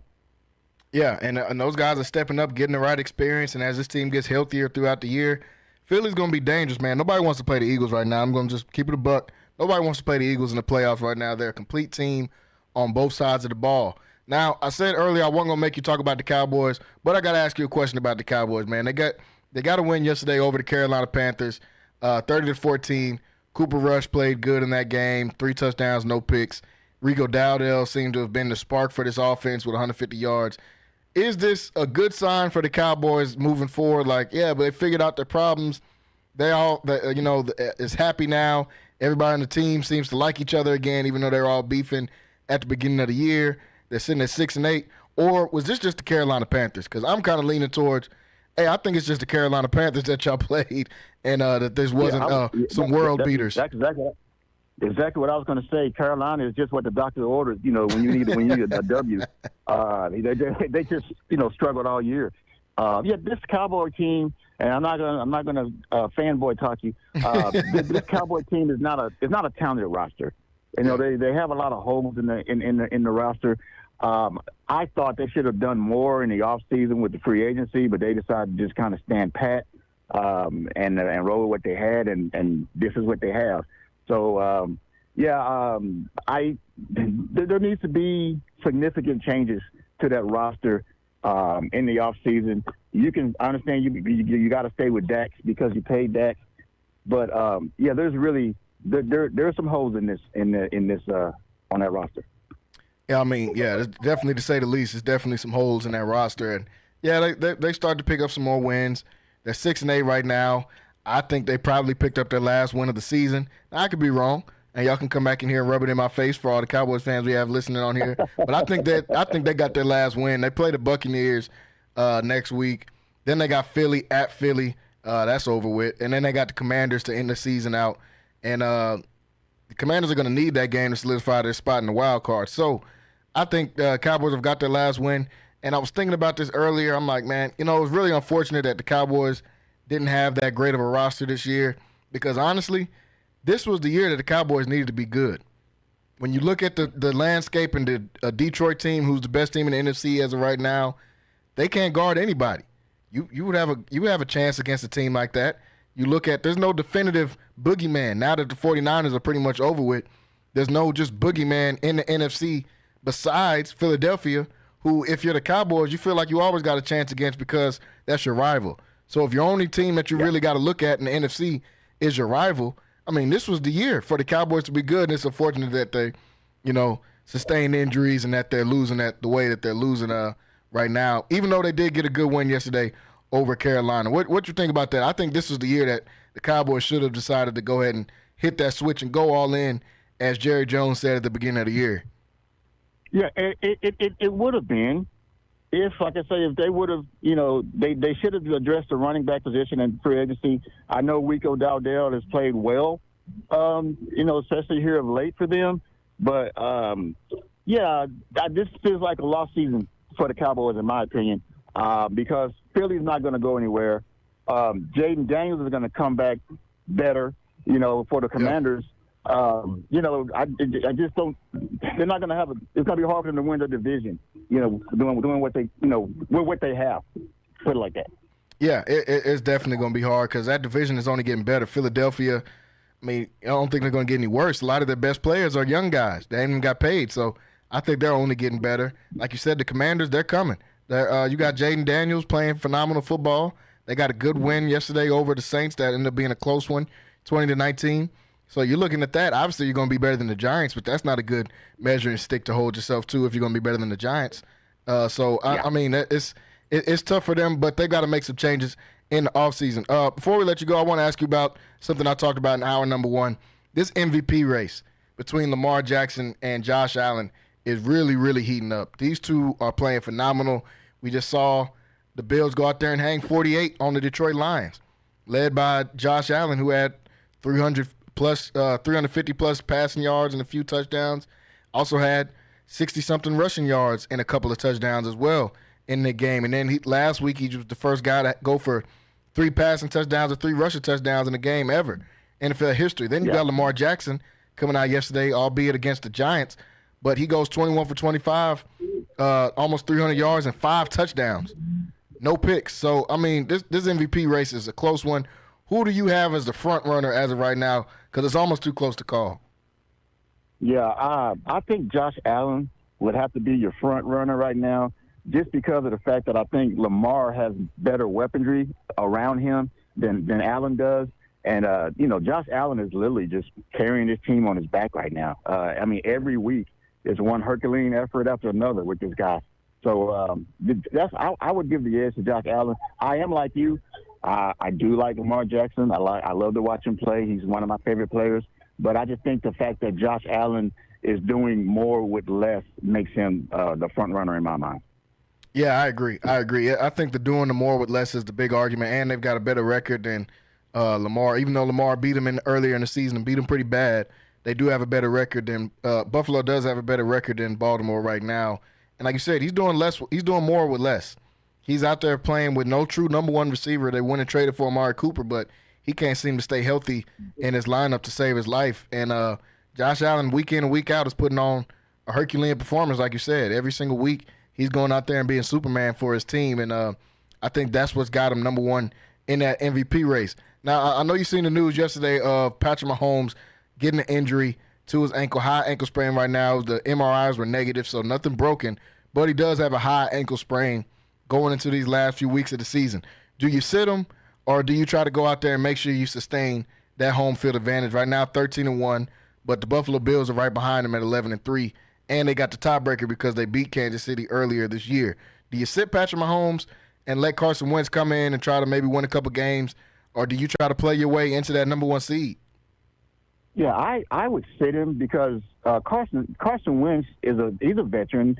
And at one point in time, people thought he might have been, a franchise quarterback. Mm-hmm. He should be able to sustain what they have going on right now, because you have to have, in my opinion anyway, you have to have Patrick Mahomes 100% by the time the playoffs start, because that the one thing about the Kansas City Chiefs is, they're going to win. They know how to win. They do it they've done it a variety of ways already this year. So I think you have to give your team the best chance of winning, and that comes with having a 100% healthy Patrick Mahomes. Yeah, you need Mahomes to win, obviously. He's the guy that's going to make the plays at the end. We've seen it in the Super Bowl last year. We've seen it this entire year. Even though they're barely scraping by with wins and getting wins, he's the guy that makes those plays in that fourth quarter for them to get the win. So obviously you need Mahomes. He's the best player in football, or one of, if it depending on if you like Lamar Jackson or Josh Allen, however you like him. He's one of those top guys. So you need him going forward. I'm like you. Carson Wentz is a veteran. He's been in some of these big games before. He's been in these situations before. I think you got to sit Patrick Mahomes for at least a couple of games, bro. Let him get healthy. Yeah, if you get the number one seed, you get the number one seed. If not, you've won on the road before. You've went into Buffalo and won before. I'm about to say, even if they don't get the number 1 seed, they don't need to be the number 1 seed to win these games. Yeah, they don't have to be number 1 seed. We've seen them go on the road and do it before. They've been to now 7 or 8 consecutive AFC Championship games.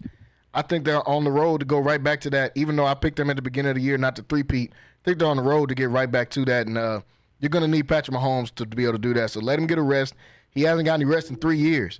Not like the guy can use a little bit of a rest. They've been in the Super Bowl every single year. So let him take off a couple of games. Carson Wentz, a veteran backup QB.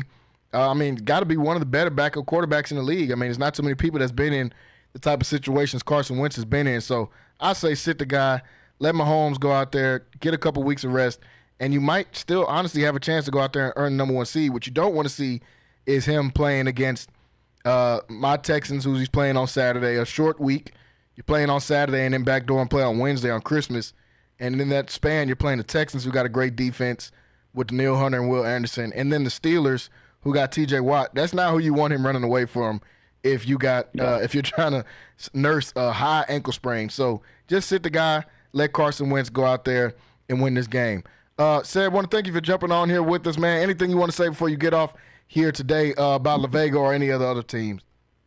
No, just wanted to thank you for the opportunity, and really excited to see that you moved the show to a whole other platform here, 94.5, and I think it's going to really benefit because this is truly one of the best sports talk shows in the area. Man, I appreciate that. So y'all, that's Ced Eichelhart, play-by-play man for La Vega Pirate football. La Vega going to be in action at 11 o'clock this Friday in the state championship game, right here on Centex Magic 94.5. So make sure you guys are getting ready to tune in for that. Pregame is going to start at 10:30. Folks, we're going to take one last break before we go into the home stretch of the show here. We'll take a break, and we'll be right back after this. Stay tuned and stay locked in right here on Centex Primetime. Central Texas home for sports.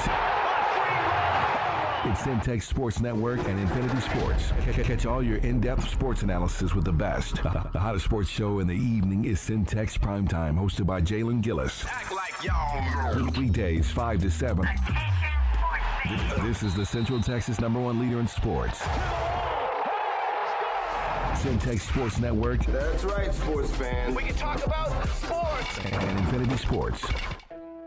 Lighthouse Streaming, a full-scale media agency and your go-to source for all things audio and video. Is your church long overdue for audio and video upgrades? Call Lighthouse Streaming for a free consultation. Does your corporate or church event need audio or video production? Don't stress. Call the guys at Lighthouse Streaming. In business since 2017, Lighthouse Streaming has produced hundreds of live events and completed dozens of church and venue installations. Whatever your AV needs are, Lighthouse Streaming has you covered. Give them a call at 254-252-4206. That's 254-252-4206. Or go to lighthousestreaming.com and set up your free consultation. It's the family feels for me. The banana pudding peach cobbler make you want to holler for me. It's the candy yams, mac and cheese, beef tips, pork tips and rice, collard greens. It's a sweet potato pie, sweetie. Fried chicken you've been missing, the lemon sweet tea dressing on Sundays when you all dressed up. Chest pie, buttermilk, and pound cake. Cornbread with butter just dripping, always fresh baked. If you need southern style, soul food, home cooked meals that you can feel. Chicken and dumplings, chicken pot pie, 719 South 11th Street. Sassy's, come on. The East Waco Empowerment Project, along with City Center Waco, is hosting WeBo, Workshop and Business Opportunities, to help create more entrepreneurs. Business owners like Aniceto Charles of True Jamaica Restaurant and Carla Dotson of Boardwalk on Elm attended WeBo to develop their business ideas into successful Black-owned businesses right in the heart of East Waco. WeBo can also help you turn your side hustle or business idea into the next thriving Black-owned business in our community. If you would like to attend this 10-week intense entrepreneurial workshop, go to WeBoWaco.org. That's WIBO Waco.org. Are you looking for something new and unforgettable in Waco? Come to the Blazing Asian, where authentic Cambodian flavors meet creative culinary flair. Voted People's Choice as Waco's #1 Asian restaurant since 2019 by both the Wacoan Magazine and the Waco Tribune Herald. Located inside the popular Union Hall on 8th and Franklin, we're serving up family recipes with a twist. Blazing Asian egg rolls are rolled fresh daily, and their sauces or marinades are made in-house with love. Stop by today. Located inside the popular Union Hall on 8th and Franklin. And for Baylor students, enjoy 10% off with your student ID. NSJ Event Co., one of the premier event designers in Central Texas and a Centex Sports Network supporter. Voted Waco Awards Event Planner of the Year 2021, NSJ Event Co. is your go-to source for event planning.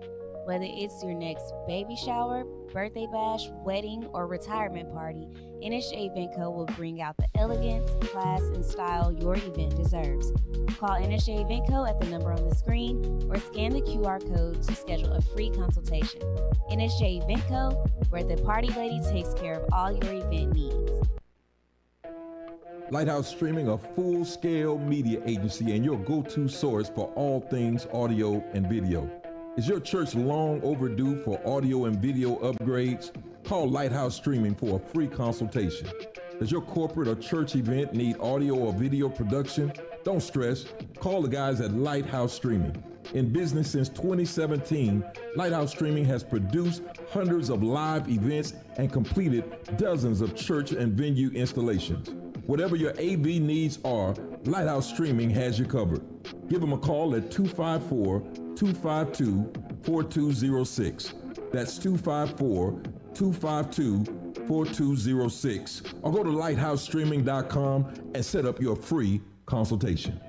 Central Texas home for sports. It's Centex Sports Network and Infinity Sports. KWBT-FM, HD2 Waco, Temple, Killeen, Fort Cavazos. The new leader in sports in Central Texas is Centex Sports Network and Infinity Sports. This is live from the Centex Sports Network and Infinity Sports Studios. That's right, sports fans. About to show these boys how we do it. You ready? Tune in to Primetime Sports Talk with Jalen Gillis, your go-to source for breaking sports news in Central Texas and exclusive Dallas Cowboys coverage on the Centex Sports Network and Infinity Sports.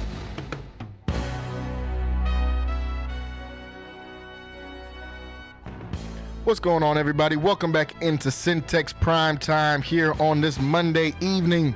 Home stretch here of the show as we get ready to bring this one to a close in about 15, 20 minutes here. I want to thank everybody that's been listening and watching with me here today, whether that's on Centex Sports Network on YouTube, Centex Sports 1 on the app, Infinity Sports Radio Central Texas, or for our new listeners to the show here today on Centex Magic 94.5. Want to thank all of you guys for tuning in with me today here. Debut on Centex Magic as we just got done wrapping up talking about La Vega High School football once again with the play-by-play man, Mr. Cedric Eigelhart for La Vega Pirate football. Folks, everybody should be excited about this, no matter what high school you went to, what colors you're wearing on Friday nights. Everybody in the greater Waco area should be supporting this La Vega team because these are a lot of our kids. These are your kids, your cousins, your kinfolk, all playing in this game, and they're the only team left from Waco playing in this state championship game. So you should all be in support of this team. I know I'm ready and excited to be able to watch this game at 11 o'clock on Friday. You got to get up a little bit early and get on the road if you're going to head to that game. That game is scheduled to kick off at 11 o'clock. They've got the first game on the Friday schedule of the state championship games at AT&T Stadium in Arlington, Texas. So make sure you guys gearing up and getting ready for that. Of course, as always, all the action will be right here on Centex Magic 94.5 and on Centex Sports Network as well. Well, folks, getting ready to wrap up the show here today. Want to look at some of these games for tonight as we like to do week in and week out now. I give some of the predictions, or at least that I have, for the overs and unders on here, point totals, all that kind of stuff here on Centex Primetime. Now, like I say every week, I'm not telling you what to do with your money. I know online betting has become a huge thing. I'm just adding some perspective by giving some of these numbers out. If you want to follow it, you can. I'm definitely not telling you if you got, these your last $2, don't spend this on no type of parlay. If this is child support money or something, don't spend this on no parlay. This is just merely for entertainment purposes only. Looking at the game that's getting ready to start in just a few minutes, the Minnesota Vikings taking on the Chicago Bears. Right now, Minnesota a 7-point favorite in this game. Chicago's going to try to make it interesting in this one. Chicago got off to a great start at the beginning of the year. I mean, they were 4-2, and they were right there in contention for winning their division. But since then, they've lost every single game and now dropped all the way to 4-9 on the season. They've got the first game on Monday Night Football against the Minnesota Vikings, who have been playing phenomenal football. Minnesota Vikings, a team that I had in my NFL top 5. Like I said, a list that we do week in and week out on the show. We'll do it on Wednesday when we have Wayne Walker in studio.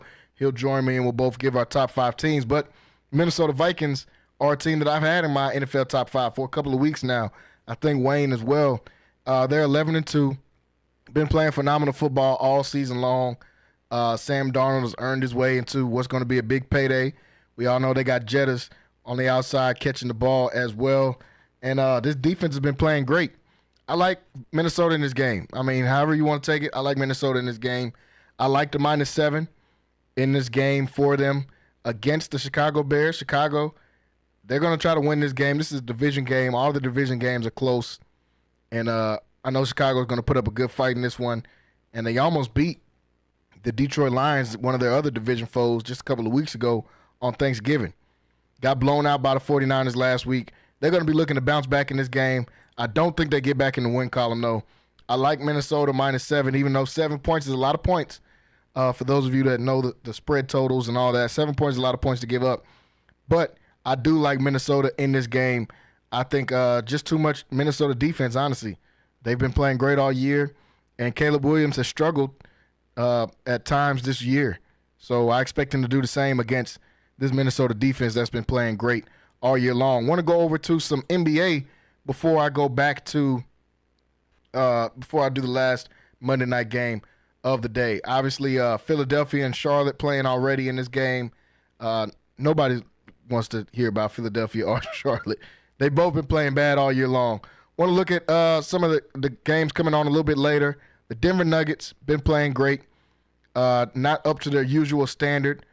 They're kind of far in the West seedings, playing against a team that needs a win in the Sacramento Kings. Right now, Sacramento is a 1.5-point favorite in this game. Denver been battling through some injuries. Jamal Murray, a game-time decision in this game. They're playing in Sacramento. I like Denver in this game still. I like Denver in this game. I'll take the Denver plus 1.5, playing against a Sacramento team that just hasn't been able to put games together. They've been playing inconsistent all year long, and that's why I like Denver in this game. Obviously, they think it's going to be a close one, a close point spread total, with Sacramento only being up 1.5 on the points. That game's at 9 o'clock tonight. Utah and the Los Angeles Clippers. Clippers are 7.5-point favorite. I like Clippers in this game. Obviously, James Harden's been playing great all year long. I said it at the beginning of the year before the year started. You go put the ball back in James Harden's hands. He's going to continue to fry people like he used to do when he was in Houston. Everybody thought he's already washed and he won't be able to do this. No, he can still hoop, and he's been showing it this year because the Clippers are actually 14-12 and around the middle of the pack in that Western Conference. You know the West is super tough. Cleveland and Brooklyn. Cleveland's a favorite in this game. Obviously, Cleveland's been playing great all year long. I like Cleveland in this game. 22-4 record so far this year. Cleveland's been playing great basketball. And, folks, we'll talk more NBA as we get further and further throughout this week as Week 14 in the NFL getting ready to wrap up. So we'll go back over to the NFL. But those are some of the games I like on the NBA slate tonight for those of you that are looking to get your last-minute picks in, your last-minute bets in. Those are some of the games I like on the NBA side. Back over to the NFL side tonight.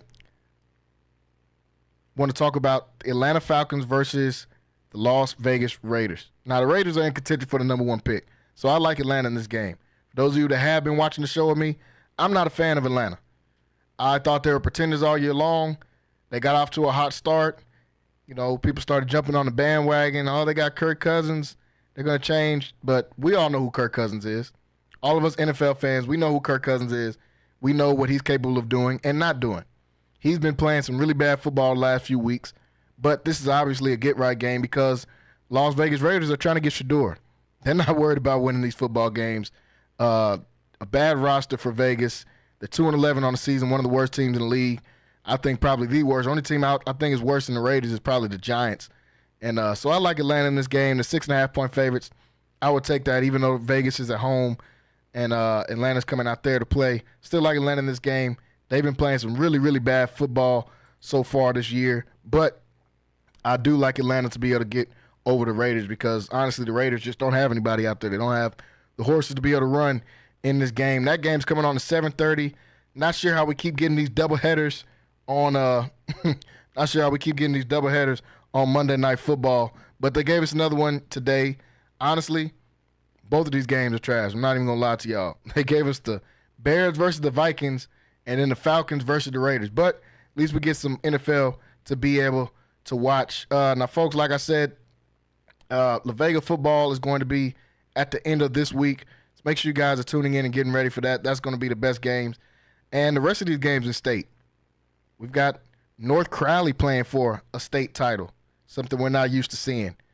They got a win over Duncanville, which was a huge upset win, but I've liked this North Crowley team all year. They got a receiver out there that's been playing great. It's went viral a couple times on Instagram and TikTok, on a couple different social medias, and he's now committed to Colorado.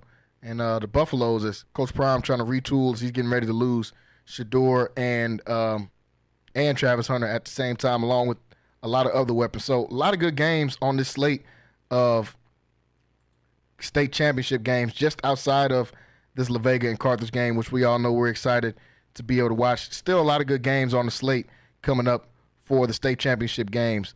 So, like I said, that game is at 11 o'clock. Make sure you guys are tuning in and getting ready for that. Want to do a couple more quick takes before we end the show here. Just some topics going around in social media as we like to end the show. Doing a few quick takes, something to talk about. For one, I want to talk about this LeBron James thing. You know, everybody's had a lot to say. We sat out a couple of games, and people like Stephen A. Smith are saying, oh, man, what's going on with him? And some people are saying, oh, LeBron is wise. He's played some bad games these last few games. First of all, he's earned the right to play a couple of bad games. Dude's been playing 20-something years in the league. Like, he's got every record. He's got the scoring title. He doesn't have the championship record, as many of Michael Jordan fans will point out to me, are Kobe fans. I know we got plenty of Kobe fans and Mike fans on here. I ain't going to start the LeBron-Michael Jordan debate or the LeBron-Kobe debate today. We have plenty of time to be able to talk about that. But I think that this Lakers team, they've got to figure something out. LeBron is too old to be trying to carry this team. And last night they got a good win over the Grizzlies, 116-110. That was a good win. Anthony Davis stepped up and played like how he should play. 40-16 in that game. Huge monster game from him, but we know he can do that. Only problem with Anthony Davis is the consistency. My problem with the Lakers is you can't keep relying on LeBron to be the guy to bail you out. Dude is 40 years old. He's been in the league since he was 18. He's played 22 years in this league. It's time to stop depending on LeBron James to bail him out. Now, on the Lakers side, I would like to see them make a trade. They got to trade for somebody and get some defense in here, because that is the main problem with the Los Angeles Lakers right now. They want to put it on LeBron not having some good games, or he had that stretch of 4 or 5 games where he didn't make a three. Man, the dude is 40. Get somebody in here that can play defense. Anthony Davis is a phenomenal defender. He's the post guy. You need somebody to guard on the perimeter. Max Christie, not going to get it done. Austin Reeves, good player, not a defender. Cam Reddish would have been perfect for that job, but Cam Reddish can't shoot. That's his biggest problem. He can defend, but he can't shoot, so he can't stay out there on the floor. And then the rookie that they drafted that's been playing good basketball all year in Dalton Connect, he's not a defender at all. He's a shooter. He is what the Lakers need as far as shooting, but he's not their answer as far as playing defense. You got to trade D'Angelo Russell. I don't know how they haven't been able to trade D'Angelo Russell. Seems like for 2 or 3 years they've been trying to trade him and haven't been able to do it. But you got to trade D'Angelo Russell, package him, and get somebody in there that can play defense. I think that's the Lakers' biggest problem right now is they don't have anybody that can play any defense, so they've got to get that part figured out But as far as LeBron, is he falling off or is Father Time finally catching up to him? I don't think so. I think he just had a bad stretch of games, and I think he needed some rest. He's 40-something. Dude needs some rest. He can't go out there and play all 82 anymore. He's not the same 18-year-old. He's not the same 27-year-old. Not even the same 35-year-old. I think that it is starting to catching up to him. It is starting to catch up to him some. But as far as him falling off a cliff or this is the end, I don't think so. I think this is the end as far as maybe his last couple years in the league. But he's still got a lot of good basketball left in the tank. People are just ready to see him fall off, and they couldn't wait till he had a couple bad games to say, oh, this is the end for LeBron. This is the time. It's over for him. I still think he has something to say. Unfortunately, he's on the Lakers. The Lakers don't have much going for them besides LeBron and Anthony Davis, and that's the problem. The roster is not built great, but that's not LeBron's fault. He's not the GM. Those guys got to do their job in the front office. Rob Pelinka got to do his job in that front office and get some guys in there and get some players put around LeBron and AD. But the season is still young. We'll see how they go. They're 14-12 on the season. Still plenty of time for them to grow. So, folks, I want to thank everybody for tuning in with me here today. Debut here on Centex Magic 94.5. And also want to thank everybody that's been watching with me all year on Infinity Sports Radio Central Texas and listening with me on Infinity Sports Central Texas. Also on Centex Sports Network. You can go over to YouTube, find us there, Centex Sports Network on YouTube. You can click that subscribe button. Also, click the bell so you can get notified when we go live here 5 to 7 p.m. weekdays. You can download the app on your mobile device, Centex Sports 1 on your mobile device, and you can be able to listen to this content if you're not in your cars like a lot of you are now listening to 94.5 Centex Magic. But want to thank all you guys for tuning in with us. Tomorrow, we'll be back at this again, same time, 5 o'clock, as we'll have Rocky Miller joining us, and we'll get some more guys in here as well so we can talk some more about this NFL season as Week 14 is wrapping up.